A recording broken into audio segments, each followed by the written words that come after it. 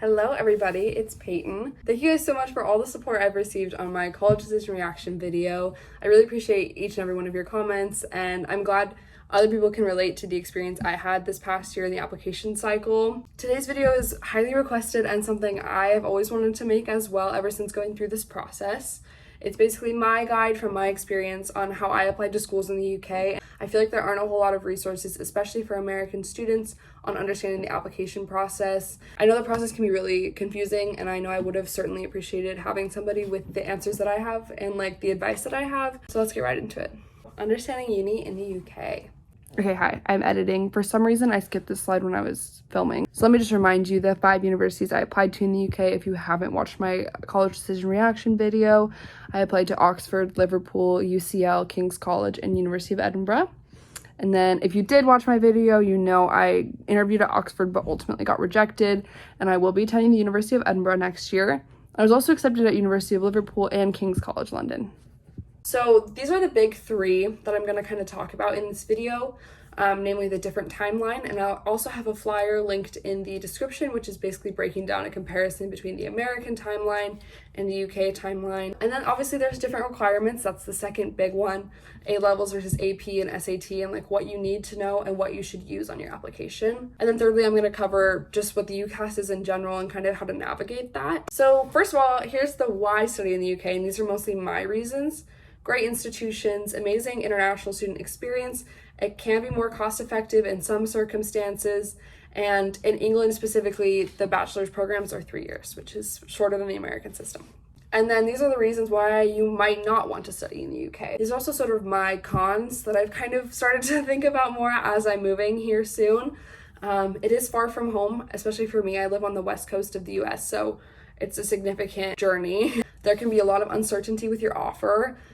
There can be limited scholarship opportunities for international students, and we have to pay more tuition than English and Scottish students. And also, this was a big con for my parents. The dining hall experience is very different than in the US. So this is basically the UK degree structure, and I say except Scotland because it is different in Scotland. In England specifically, a Bachelor of Art or Bachelor of Science programs are usually 3 years long, because they cut out all sorts of gen ed requirements or liberal arts curriculum. Medical school is 6 years in and out. There's no undergrad degree needed beforehand. Master's programs are usually 1 year. This is true for Scotland as well. And a lot of schools offer a 3-in-1 program where you can graduate with both a bachelor's and a master's in the same program in 4 years, which is what I got accepted into at Liverpool. The structure of teaching is different as well. So lectures, tutorials, and seminars. Usually you have 1 or 2 lectures a week for each class, as well as a seminar or a tutorial with a TA or a smaller group of students. And basically the key difference between Scotland is that the bachelor degrees are 4 years because you get to take a little bit more elective credits, which I'm personally looking forward to. So this is the timeline. The UCAS, which I haven't defined yet, but basically it's your big Common App where you apply to all your schools, opens in mid-May. It can be submitted in early September. Oxbridge and medical deadlines are usually on October 15th. Most other deadlines are from the beginning to the end of January, and then all throughout this time you can be receiving decisions, usually in the spring. Some notes on this and some key differences is that decisions are often rolling. If you watched my college decision reaction video, you might have noticed that I didn't have my Liverpool reaction in it because I received it 9 days after I submitted my UCAS, and I wasn't expecting it at all. So decisions can come super soon or they can come super late. There's also been a lot of discussion in the comments of that video about why I received my King's decision late and why I never received my UCL decision. But the decision day in the US is May 1st. So you also might need to think about that if you're going to plan on waiting on schools till the end of May. Because if you also apply to schools in the States, which I think is smart, you may end up waiting a really long time, and that just creates more uncertainty, I think. And a lot of schools advertise a 10-week cycle, but it really depends on like the difficulty of your degree program or the popularity of it. My other note is to ask for recommendations early, especially if you're from the US or you're applying internationally. It's really important to give your teachers time to kind of work with this other system that they're not used to. It's also really helpful to pass along some resources. I'll also have some of those linked. And then my last tip, which is kind of obvious, is to start early in research. As soon as UCAS opens, just get in there and familiarize yourself with it, and then start working on your application over the summer. It's going to make your life so much easier, especially if you're applying to a bunch of other schools like I did. I mentioned Oxbridge a couple of times on the PowerPoint, and so I thought I would quickly explain to you what it is and my experience with it. Oxbridge is basically Oxford and Cambridge, kind of self-explanatory. They have a different timeline, which is important to note. The UCAS officially opens in mid-May, just like it does for everybody else. Early September, you may have to register for some admissions exams, and I'll explain more about that in a second. The actual application deadline is early. It's October 15th because you sit admission exams in November, and then you have interviews at some point if you are offered one in November and December. Sometimes you don't even get an interview and you just get rejected, and that's just how it goes.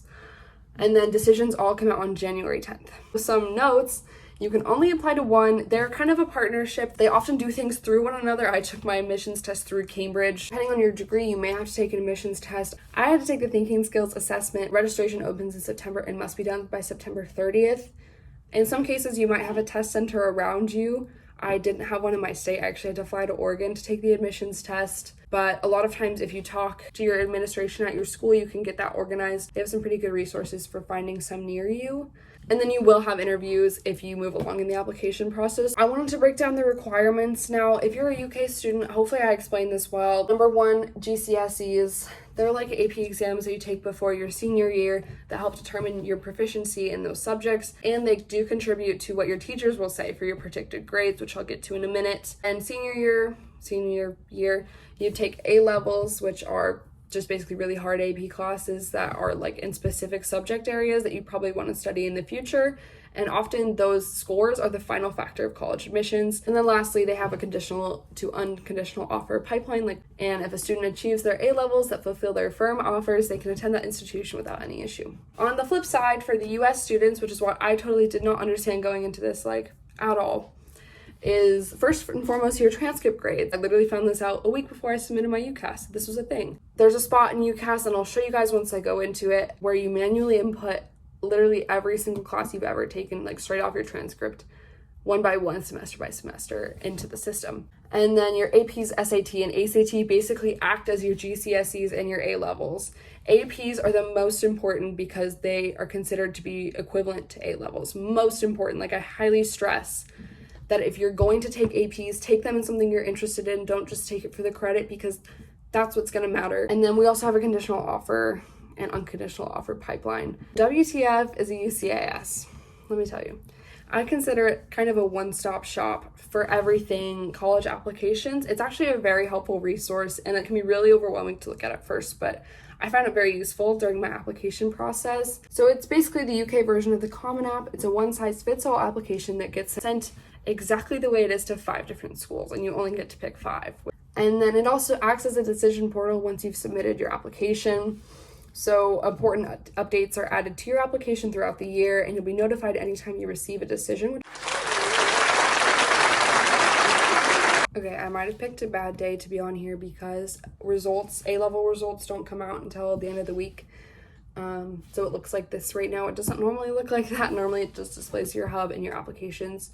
It looks like I can still read it though. Okay, so at the top it shows my application status. Normally throughout the year it shows you're waiting for your decision still, or you're completing your application. Right now it just shows that I've accepted my place at the University of Edinburgh. Basically it breaks it down like this. There are personal details, contact and residency details, and then everything else that you see here you have to fill out. It's really not as much as it looks like. This is my graduation diploma thing. It looks crazy.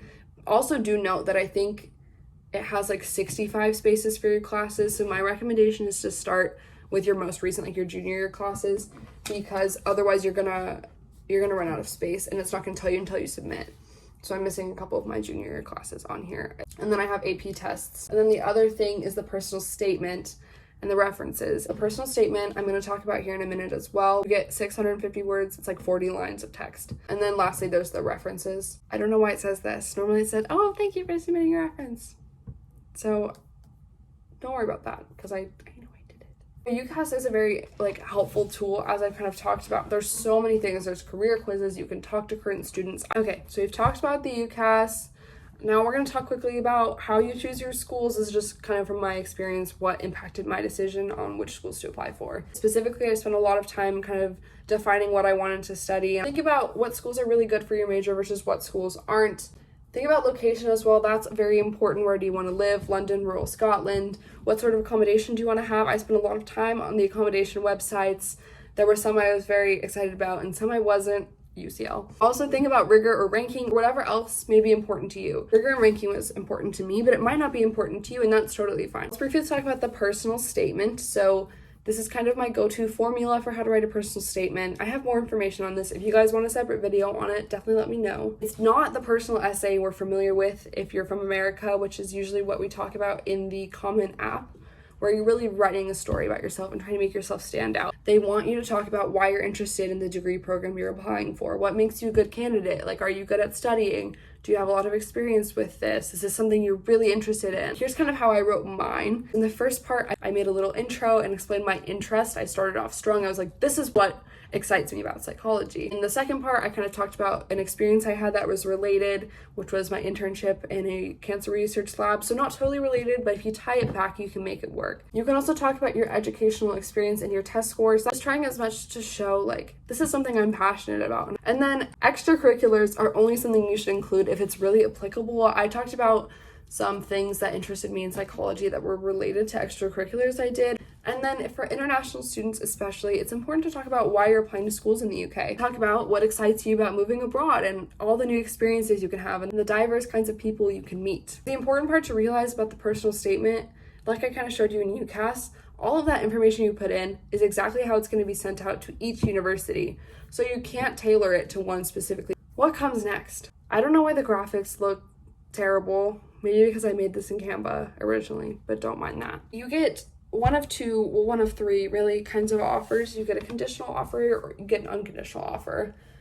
The conditional will give you some sort of requirements that you still need to meet before they'll 100% accept you. For example, my requirements from Liverpool that I graduate with a 3.0 or higher and speak English. And then my offer from King's was to like get a 5 on the AP Calc BC exam. And then an unconditional offer, which is what I received from Edinburgh, basically means you have no additional requirements, and a conditional offer will become an unconditional offer once you prove you've met the requirements.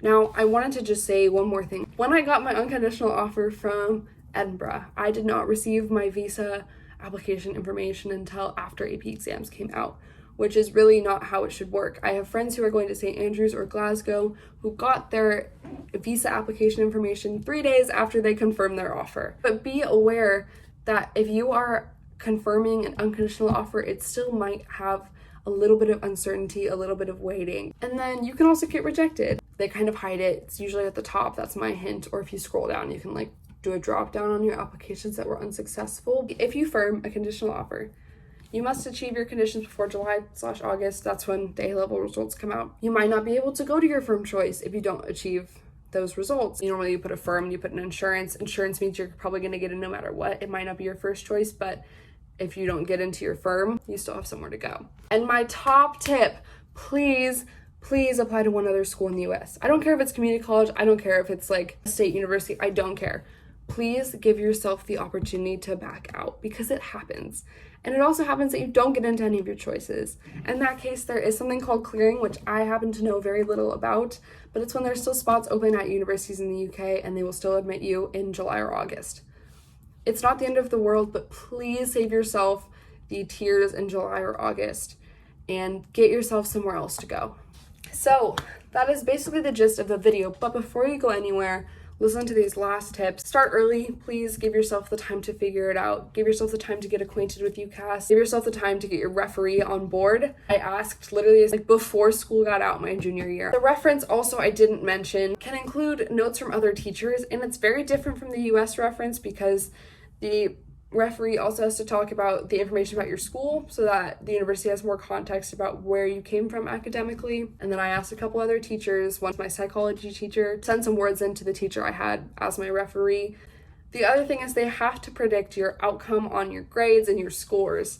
Research everything, like literally everything. Spend hours on the university websites. A lot of them have really helpful breakdowns on what kinds of grades you need on your AP exams to get into each individual program. And then find balance. The application season is crazy, and if you're applying to schools in the US as well, the timelines are very different. So make sure you are giving yourself enough time to complete everything and being mindful of all the other things you have on your plate. All right, so that is the extent of the video today. If you have any more questions, feel free to drop them in the comments. I'm happy to answer them. And if you have any things you'd like me to make more videos on, like the personal statement, I have lots of tips and things to share. I just wanted to keep this video kind of streamlined into just a general guide. And don't forget to check down in the drop down to look at the links I posted in there as well, because I have more tips on how to apply and other videos I found helpful. Check it out.